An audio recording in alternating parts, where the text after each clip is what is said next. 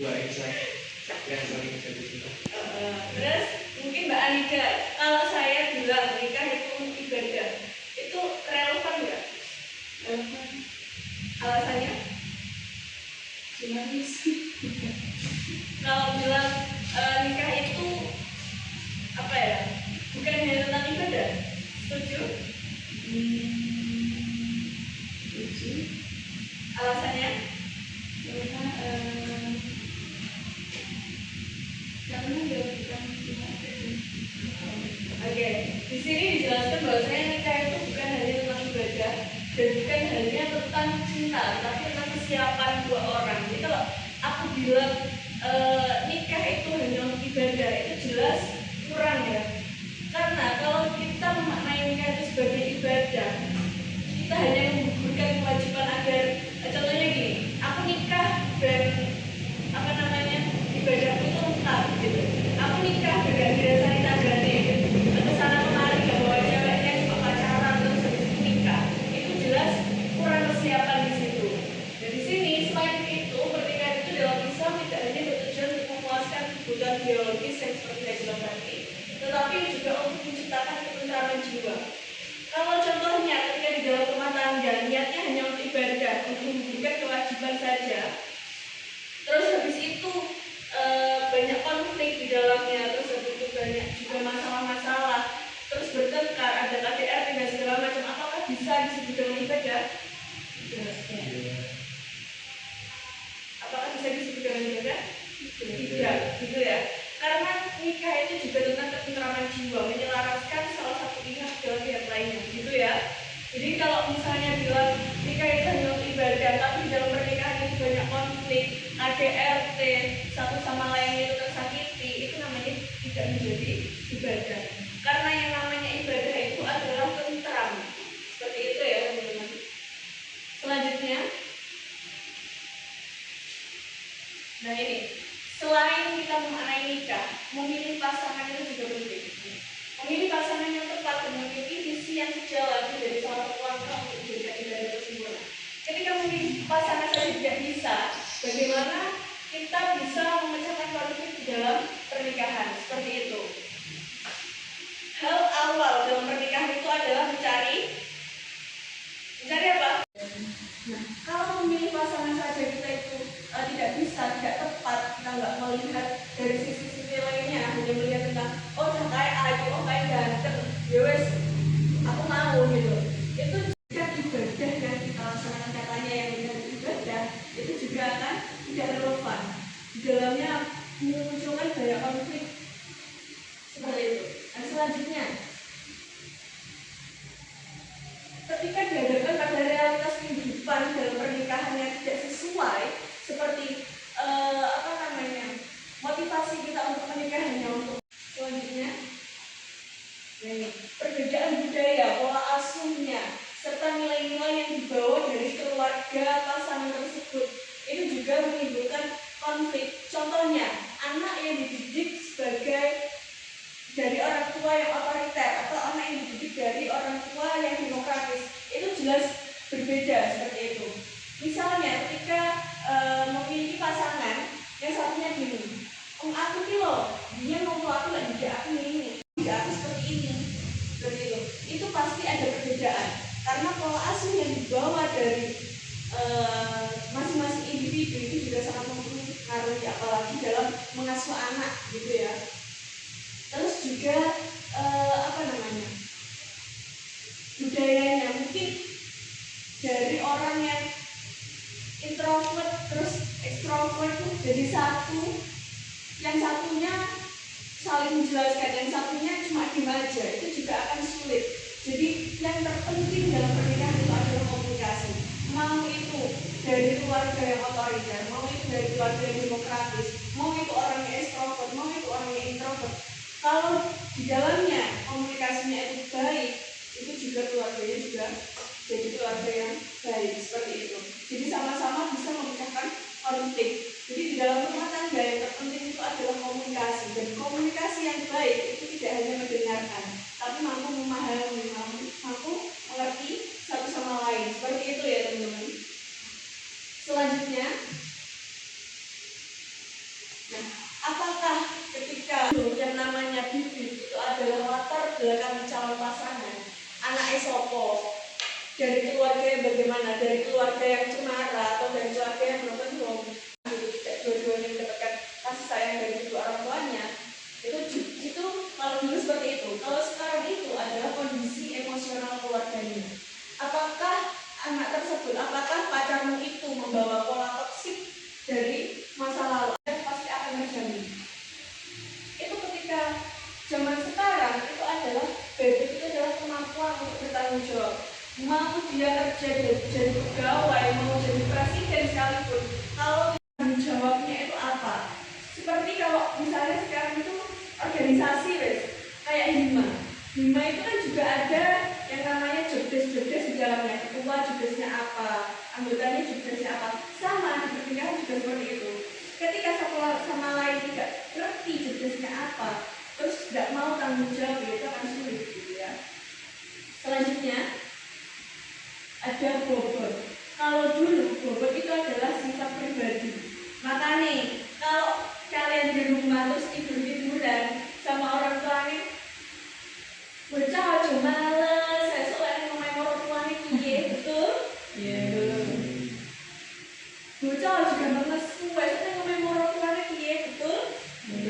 Betul. Ya karena itu dulu orang dulu itu pemaknaannya bobot itu apa? Bobot itu adalah perilaku kita setiap hari, pemalas atau enggak, pemarah atau enggak, seperti itu ya. Kalau sekarang bobot itu adalah kualitas pribadi dan juga dinamika hubungannya. Maukah dia itu berubah menjadi lebih baik? Tapi nanti ketika berkeluarga kalian mampu untuk menjadi lebih baik, itu ya juga cukup bagus gitu. Kan nggak tahu ya, kita mungkin saya di sini males-malesan, pura-pura, nggak tahu nanti kalau saya berkeluarga seperti apa, seperti itu. Jadi tantangan dalam sebuah hubungan pernikahan, di mana pasangan nanti baik dari suami maupun istri akan sulit memahami kondisi dari masing-masing pasangannya. Contoh, ketika si suaminya itu adalah seorang yang ekstrovert dan istrinya itu adalah introvert, maka ketika sang istri tidak bisa menyesuaikan gaya komunikasinya, maka akan bisa menyebabkan tantangan baik dalam urusan masalah keluarga, finansial maupun masalah lainnya. Dan yang kedua adalah faktor ekonomi. Faktor ekonomi adalah faktor yang paling banyak menyebabkan tantangan, di mana masalah finansial itu sering dijadikan alasan utama dalam hubungan suami istri itu menjadi sebuah tantangan. Contohnya, kalau pada masa-masa awal pernikahan itu kan biasanya baik dari suami maupun istri kan kaget dengan tunjangan ataupun tunggakan finansial tiba-tiba melampaui tinggi. Nah, itu kita bisa diatasi dengan sebelum kita menikah. Sehingga nanti membuat komunikasi terbuka ataupun perjanjian di mana kita menyebutkan kebutuhan itu apa saja. Bahwa misal kalau wanita kan biasanya punya seperti peralatan pajak, peralatan tubuh, terus juga bulanan. Nah, para cowok juga menyampaikan kebutuhanku, kalau punya tanggungan seperti aku punya tanggungan adik yang masih sekolah, itu dibicarakan juga nggak apa-apa. Kita saling terbuka dan pada masa sebelum pernikahan, sebelum akhirnya nanti nikah terus tiba-tiba ada lonjakan dana yang awal pernikahan itu masih ikut dengan mertua ataupun orang tua. Nah, biasanya baik orang tua ataupun mertua itu sering ikut campur dalam urusan rumah tangga anaknya maupun menantunya. Entah itu dalam urusan kepribadian, terus juga masalah rumah, terus masalah kebahagiaan. Nah, itu juga tantangan juga. Dan yang terakhir di sini adalah tantangan pernikahan sudah datang dalam diri masing-masing individu. Nah, ini lebih ke watak dan sifat individu masing-masing. Ketika dari awal menikah ataupun sebelum menikah itu dua individu ini tidak saling terbuka dan sama dengan adanya masalah, ketika kita berhasil menyelesaikan masalah dengan problem solving tepat, itu pasti kita akan bisa berpikir secara logis, berpikir secara terbuka, dan bisa memanfaatkan masalah itu sebagai bahan evaluasi, bukan bahan ujian. Enggak? Nah, di sini ada berbagai konflik yang biasanya muncul dalam rumah tangga, yaitu dalam rumah tangga yang baru menikah maupun yang sudah lama menikah. Di sini ada emosional, finansial maupun berkaitan dengan peran dan tanggung jawab. Nah, contoh yang paling dasar di sini ada emosional. Ketika pasangan suami istri baik tangga itu bisa menjadi penyebab utama terjadinya konflik. Nah, selanjutnya finansial sama dengan seperti tadi, tapi di sini finansialnya itu lebih merata. Jadi ketika kita berbicara finansial itu adalah salah satu penyebab terjadinya banyak perceraian di masa sekarang. Yang lebih baik perluannya apa saja kita catat sehingga nanti tidak ada pengeluaran yang di luar ekspektasi seperti ini. Jadi secara tidak langsung kita memberikan motivasi atau dorongan tapi tidak menyinggung perasaan dari pasangan kita. Selanjutnya adalah mencari solusi bersama. Ini bagaimana pasangan suami istri berhasil membangun hubungan problem solving ataupun pemecahan masalah bersama. Ketika kita dihadapkan pada suatu masalah yang serius, itu biasanya komunikasi masa PDKT itu kan kita tidak pacaran tapi dekat. Nah, pastikan itu kita bisa tanya-tanya. Kita nggak perlu malu tanya bagaimana kamu itu berbeda seperti apa. Kamu itu kalau di rumah gimana? Apakah kamu kalau di rumah itu terbuka orangnya terbuka bukan berarti harus fisik tapi komunikasi terbuka, terus juga mampu ketika di rumah bermasalah itu kamu sebenarnya mampu enggak?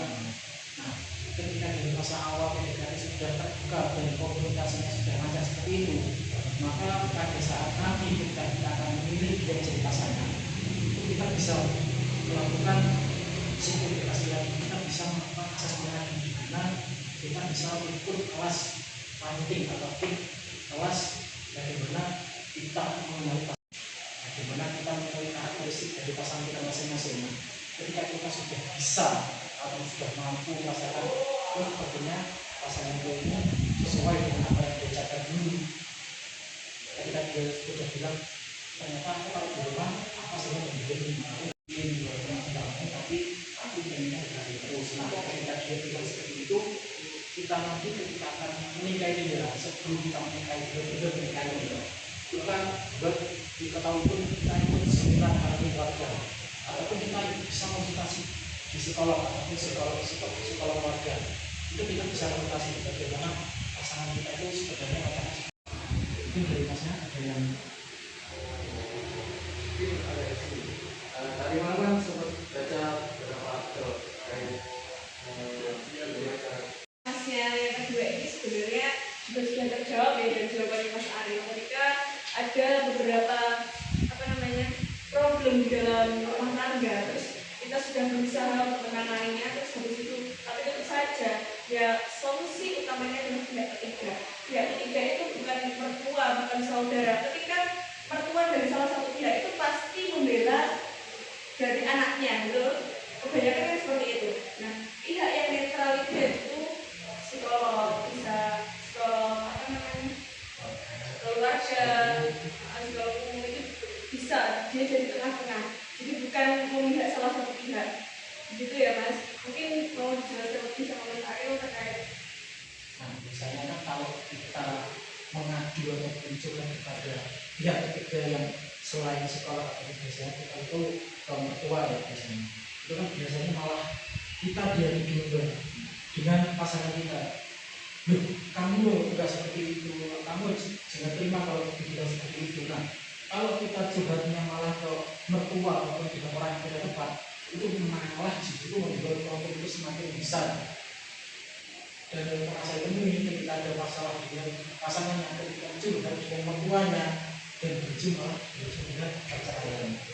Karena saran dari mertua dan orang tua dari pasangan masing-masing itu sama-sama menumbuhkan anak dan membela anaknya masing-masing, tidak bisa netral dan tidak bisa ternyata anakku yang salah, tidak bisa menerima salah yang dibuat anaknya itu tidak bisa menerima. Dia masih menolak bahwasanya anakku loh benar, anakku baik.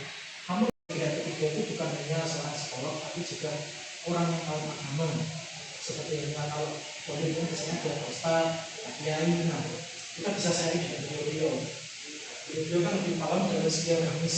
Ketika kita misal takut atau masih takut dengan psikolog, kita bisa berbicara dengan orang-orang yang sekiranya paham dengan agama, paham dengan bab nikah, paham dengan ilmu nikah. Itu kita bisa meminta tolong pada mereka.